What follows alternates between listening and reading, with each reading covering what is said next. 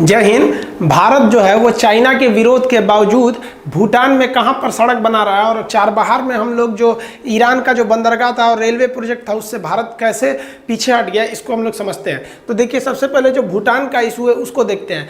भारत सरकार ने भूटान में जो एक भूटान को होते हुए एक सड़क बनाया। एक्चुअली असम के गुवाहाटी से एक सड़क भूटान होते हुए अरुणाचल प्रदेश के तवांग घाटी तक जाएगा।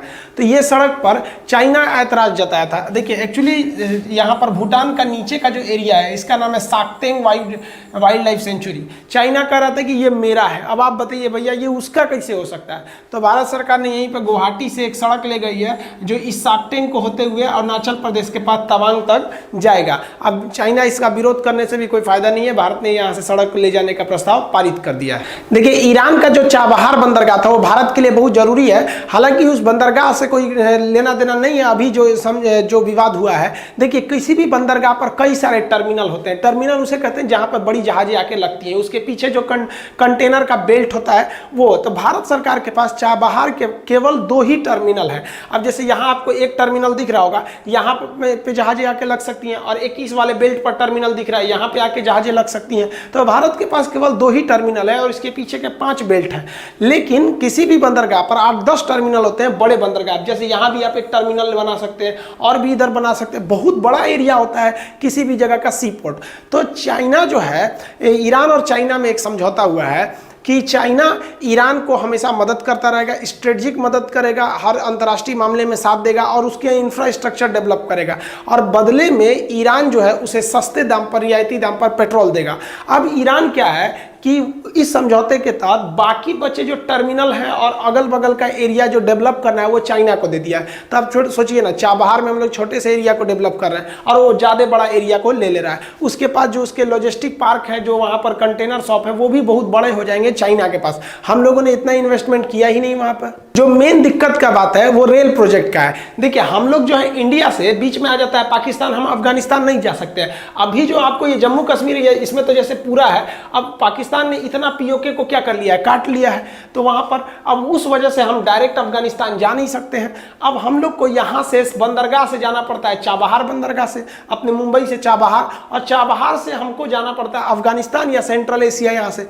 अब यहाँ से हम लोग को एक रेल बनाना था जो एरिया ईरान में था और वहीं से हमको अफगानिस्तान तक ले जाना था। अब ये यहाँ चाबहार से ये रेल जा रही थी 628 किलोमीटर। कहाँ तक? तो ये आगे लेके जाना था इसको जेदान तक, कई उसके आगे फिर हम लोग को डेलाराम तक लेके जाना था। इसको दिया गया था 2016 में टेंडर इरकॉम को। इरकॉम रेलवे का ही एक हिस्सा है, उसी की एक पीएसयू है। तो वो उसको लगभग 1.6 बिलियन डॉलर का खर्च करना था इस पर, लेकिन 2020 तक उसने 1 रुपया नहीं दिया वहाँ रेलवे लाइन बिछाने के लिए। अब ईरान पर दबाव बन रहा है, भाई आपके वजह से हम अपने देश का डेवलपमेंट वाला काम नहीं ना रोक सकते हैं। उसका ये मेन पोर्ट है और उसके बाद यहाँ से आपको रेल लाइन ले जाना है। अब भारत सरकार इसी रास्ते अफगानिस्तान में जाना चाहती थी। अब भारत सरकार को भी तो यहाँ गलती है। एक्चुअली हुआ क्या, गवर्नमेंट ने ये अमेरिका के प्रेशर में आ गया। अमेरिका ने सैंक्शन लगा दिया था ईरान के ऊपर कि भैया यहाँ से पेट्रोल को कम करो। तो इंडिया पेट्रोल भी लेना कम कर दिया, सोचिए, ईरान से। जबकि आपको पता है कि ग्वादर बंदरगाह ये चाइना ने ले रखा है और ग्वादर का वो यूज करेगा स्ट्रेटेजिकली, और ये सीपीईसी सड़क सीधे जा रही है चाइना में। तो हम लोग इसको काउंटर कर सकते थे। हालांकि अभी भी हमारे पास चाबहार को लेकर कोई दिक्कत नहीं है, लेकिन चाइना यहाँ तो है ही है और यहाँ भी एंट्री मार गया। अब ईरान कह रहा है कि भैया आज तक आपने एक भी पैसा नहीं दिया अमेरिका के दबाव में। हालांकि यहाँ भारत की गलती है। अमेरिका ने तो भारत पर यह भी दबाव लगाया था कि आप रूस से S-400 मिसाइल मत खरीदिए, लेकिन फिर भी हम लोग खरीदे। और रूस ने भी भारत पर दबाव बनाया था कि आप कौमकासा समझौता मत कीजिए अमेरिका से, फिर भी हम लोग कर देंगे। हम लोग की स्वतंत्र पॉलिसी रहती है। लेकिन यहाँ भारत अमेरिका के प्रेशर में था, जिसका फायदा उठा लिया चीन। और वो अब भारत, हालांकि यहाँ पर ईरान ने खुल के नहीं कहा कि वो चीन को देगा, लेकिन ईरान की बैंक ने कहा है कि भैया हम खुद से अब ये रेलवे लाइन का प्रोजेक्ट बनाएंगे। भारत चाहता है तो इसे आकर बाद में ज्वाइन कर ले। अब लोगों को लगता है कि भारत ने अपना अफगानिस्तान जाने का रूट खो दिया। हालांकि अभी भी ये रूट मिल जाएगा, लेकिन अब आप उस पर एक मेहमान की तरह रहेंगे, मालिकाना हक नहीं रहेगा। लेकिन हमारे हिसाब से मेन लॉस ये नहीं है। मेन लॉस जो हुआ वो भारत को, कि हम इंडिया से ईरान पहुंच सकते थे इस चाबहार के थ्रू और रेलवे लाइन को, और यहां से हम सीधे सेंट्रल एशिया तो इधर जा ही सकते थे। काकेशस पर्वत जैसे पार करते तो हमको रूस मिल जाता और यहां से सीधा कनेक्टिविटी हमको यूरोप की हो जाती। हम लोग ने अपना पूरा यूरोप की कनेक्टिविटी खो दिया। अगर रूस से रहता तो हम डायरेक्ट वहाँ रूस से भी कनेक्ट हो सकते थे, वहाँ से गैस, पेट्रोलियम, पाइपलाइन इत्यादि ले आ सकते थे। लेकिन भारत की जो लेट लतीफ़ी है, हमारे यहाँ के जो अधिकारी लोग हैं, एक बार सरकारी नौकरी हो गया ना, अब भाड़ में गया देश।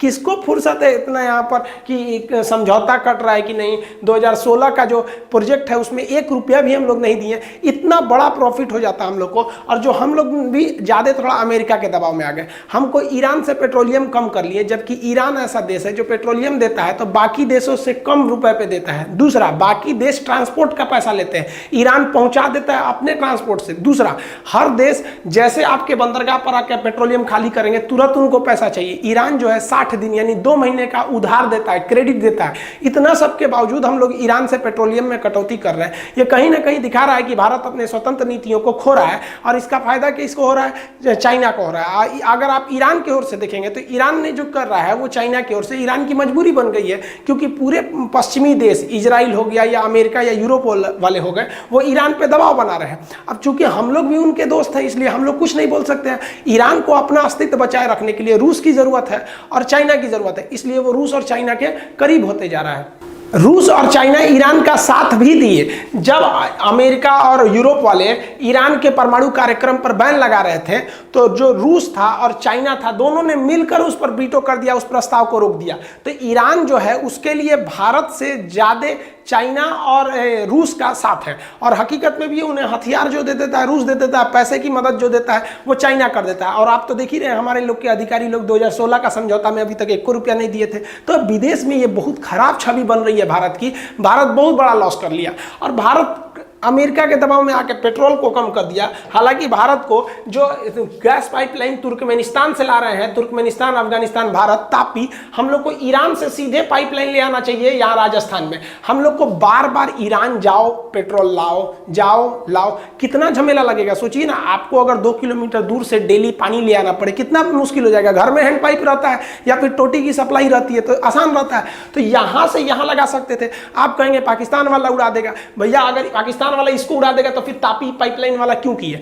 पाकिस्तान भी तो उससे यूज करेगा, उसको भी तो सेफ्टी देनी पड़ेगी, अंडरग्राउंड लेके आइए वहां से। तो ये सब भारत को करना चाहिए। तो भारत को अपने झमेला हो रहा है, इसको पेट्रोल जा जाके ले आओ, फिर ले आओ, पहुंचाओ, एक फालतू का खर्चा। अमेरिका के दबाव में इतना भी नहीं रहना चाहिए। और हकीकत में भी है, भारत को भी अगर लगता है नहीं अमेरिका उसका सच में साथ देगा, तो रियलिटी में जो सबका दोस्त होता है ना, वो किसी का दोस्त नहीं होता है। अब वर्ल्ड में, वर्ल्ड पॉलिटिक्स और जियो पॉलिटिक्स में तो कोई किसी का दोस्त होता ही नहीं है। हमारा फायदा जब है तो ही हम दोस्त हैं। यही अमेरिका है जो भारत पर बम मारने के लिए, परमाणु बम मारने के लिए 1971 में आया था भारत के खिलाफ, पाकिस्तान की ओर से, और आज यही अमेरिका है जो हमारे ओर से खड़ा है। तो भारत, किसी भी देश को अपने स्थिति को देखना चाहिए। तो भारत ने यहाँ तो गंवा ही दिया ये रेलवे प्रोजेक्ट, इसी के रास्ते हम हर यूरोप के देशों में घुस सकते थे। यहाँ हमारी लेट लतीफ़ी ने ले डूबा, पैसे तक नहीं दिए वहाँ पर। अब ईरान ने खुद के दम पर कर लिया। अब चुपचाप वो रेलवे लाइन पे घूमिए एक सवारी की तरह, आपको कोई मालिकाना हक नहीं मिलने वाला है। हालांकि ईरान ने कहा कि आप बाद में इसे ज्वाइन कर सकते हैं, तो जो हुआ समझौता उसको काट दिया, आप बाद में क्या ज्वाइन करेंगे। और यहाँ आप कहिए एक तरह से तो चाइना ने यहाँ भी अपने पैसे के दम पर और स्ट्रेटजी के दम पर बाजी मार ली। भारत के अधिकारी लोग बैठ के डुबा दिए यहाँ पर। इस रेल प्रोजेक्ट का एक और फायदा था कि अगर हम यहाँ अफगानिस्तान होते हुए कजाकिस्तान तक पहुंच जाते तो चाइना का जो ये वाला बॉर्डर एरिया है, यहाँ से भी हम लोग एक अपनी बढ़त बना सकते थे, लेकिन इसको भी हम लोग गंवा दिया। अब इसको हम क्या कहेंगे? आई होप आप इसको समझ गए होंगे। मिलेंगे नेक्स्ट वीडियो में, तब तक के लिए जय।